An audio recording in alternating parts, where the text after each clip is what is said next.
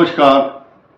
आज कन्या राशि पर बहुत विस्तार से विश्लेषण करेंगे, क्योंकि कन्या राशि इस समय जिस दौर से गुजर रही है, उस दौर से गुजरते हुए ये जो समाचार है, जो अब हम आपको सूचना देने वाले हैं, आपके लिए बहुत बड़ी राहत से कम नहीं है।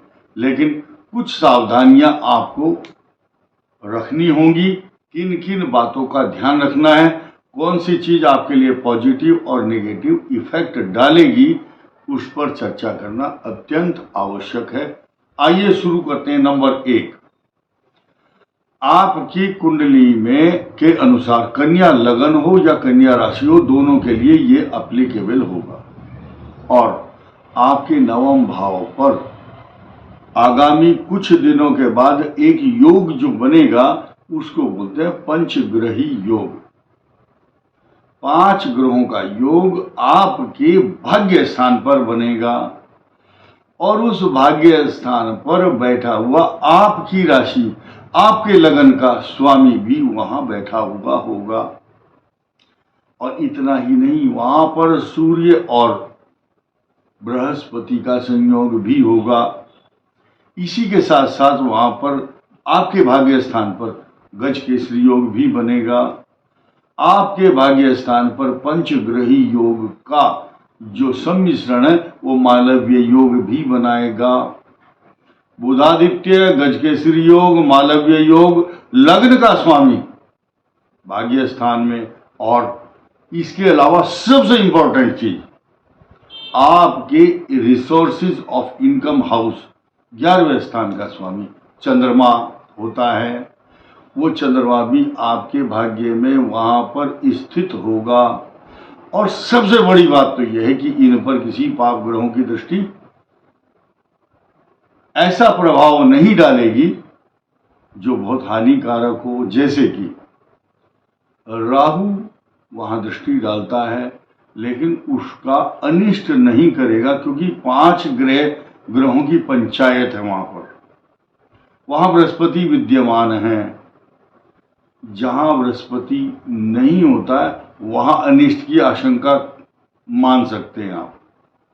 लेकिन अनिष्ट की आशंका यहां निर्मूल हो जाती है, नगण्य हो जाती है, जब बृहस्पति भाग्य स्थान में आते हैं। कारण क्या है कि केंद्र स्थान का स्वामी, जहां 12 नंबर लिखा है आपका सप्तम भाव कन्या राशि का, वही का अधिपति वहां पर बैठा भाग्य स्थान में। आपके चतुर्थ सुख स्थान का स्वामी भी भाग्य स्थान में है। चंद्रमा लाभ का स्वामी बता दिया मैंने, लगन का स्वामी, राशि का स्वामी भी वही है। आपके भाग्य स्थान का स्वामी भाग्य स्थान में ही बैठा है, मालव्य योग बनाता शुक्र। तो ये सारी जब गोचर, इसीलिए कहा गया कि गोचर ग्रहों का बहुत बड़ा योगदान होता है। डेली रूटीन में आपको चंद्रमा और भाग्य स्थान और गोचर ग्रहों की सहायता लेनी पड़ती है।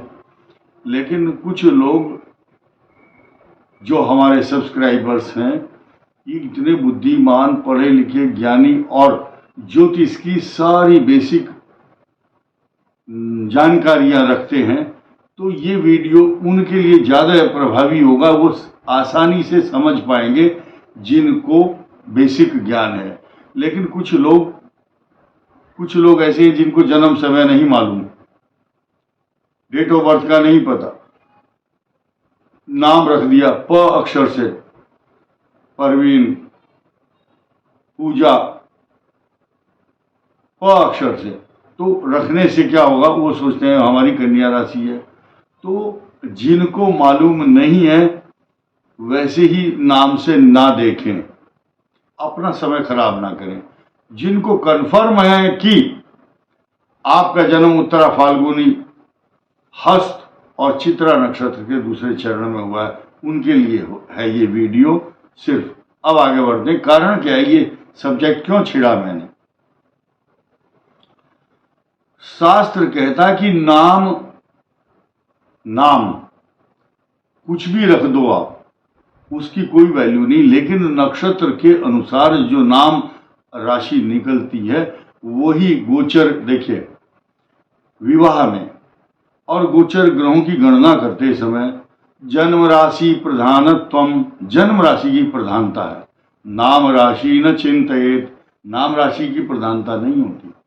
जन्म राशि, जन्म राशि को विशेष तौर से इंक्लूड करना चाहिए। नाम राशि तो कुछ भी, आप अगर आज नाम बदलने से ग्रह बदलते हों तो आप बदल लो, ग्रह आपका पीछा नहीं छोड़ेगा अगर पाप ग्रह कष्टकारक है तो।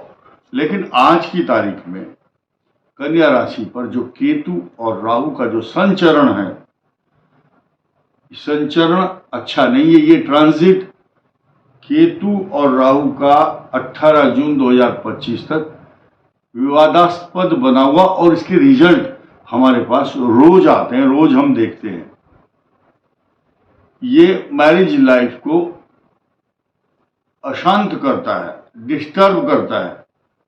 वैचारिक मतभेद होते हैं पति और पत्नी के बीच में, रीजन कुछ और होता है। इसके अलावा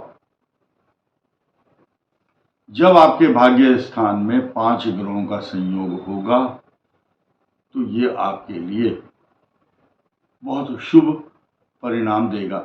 लेकिन इसी के साथ साथ आप देखेंगे कि 14 मई तक आपकी राशि से अष्टम भाव पर जो सूर्य चल रहा है वो आपको नेत्र पीड़ा, सिर में दर्द, अशांति, चिड़चिड़ापन, झुंझलाहट, अच्छे समाचार नहीं आएंगे, आंखें फड़कती हैं और डर लगा रहेगा कोई अनिष्ट ना हो जाए, डर, आशंका। और स्किन प्रॉब्लम, कुछ ऐसे ऐसे रोग होते हैं जिनको आप किसी के समक्ष कह भी नहीं सकते, इसको बोलते हैं गुप्त रोग। कुछ मन ऐसा रहता है विषैला, जैसे कि एक मटका घड़ा ले लो, घड़ा लेकर के उसमें दूध भरो, दूध भरने के बाद एक नींबू निचोड़ दो उसके अंदर, निचोड़ने के बाद जैसे उस दूध का स्वभाव हो जाएगा, ऐसी आपके मन का स्वभाव रहता है। शास्त्र यही कहता है कि दूध के अंदर जब विष डाल दिया जाए, शनि और चंद्र का जो योग है उसको विष योग कहा गया है। ठीक इसी प्रकार अष्टम भाव में जब सूर्य होगा कन्या राशि के या कन्या लग्न के, तो वो आपके मन को अशांत करता है, ऐसा ग्रहों का विश्लेषण बताता है। साथ ही साथ आप देखेंगे कि ये जो मंगल ग्रह है, इस मंगल ग्रह का जो बदलाव है, मैं आपको बताऊं कि खास तौर से पंचांग मेरे पास है, मैंने ये अनुमान लगाया है कि ये जो ग्रह है आपका मंगल, ये आपके लिए कष्टदायक होगा। क्यों होगा? क्योंकि इसका जो स्वभाव और प्रभाव है वो कन्या लग्न और कन्या राशि के लिए कभी भी अच्छा नहीं देखा गया है। 29 जून को आपका शनि वक्री होगा और बुध जो है कर्क राशि में आएगा, अर्थात आपके लाभ स्थान पर, आपके लाभ स्थान पर आपका ही ग्रह राशि का स्वामी आएगा। और ये जो मंगल जब भी अष्टम भाव में आएगा, ये अंगारक योग से मुक्त होकर, जब अंगारक योग बना रहा है तो दाम्पत्य जीवन को कष्ट देता है, लेकिन 1 नंबर राशि अर्थात मेष राशि में जब मंगल आता है तो चक्कर आना, मन अशांत होना और टेंशन, बिना बात की टेंशन होती है।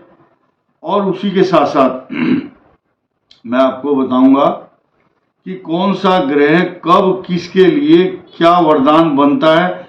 यानी कि फिलहाल तो ये समझिए आप, आपके अष्टम भाव पर पहले सूर्य है और फिर पाप ग्रह मंगल आएगा, तो आपको मन को अशांत करता है, मन अशांत करेगा। इसी के साथ साथ मैं एक नई चीज आपको बताऊंगा। आपकी राशि से जो दशम भाव है, उस दशम भाव पर सूर्य के रहते रहते 13 दिन का एक पक्ष आएगा। वो मेष से लेकर और कन्या राशि तक वो इतना कष्टकारक आपके लिए नहीं होगा जितना कि दूसरी राशियों के लिए, क्योंकि उस समय और राशियों पर जो दुष्प्रभाव हो रहा है वो कन्या राशि पर नहीं होगा। इस वीडियो में इतना ही। धन्यवाद।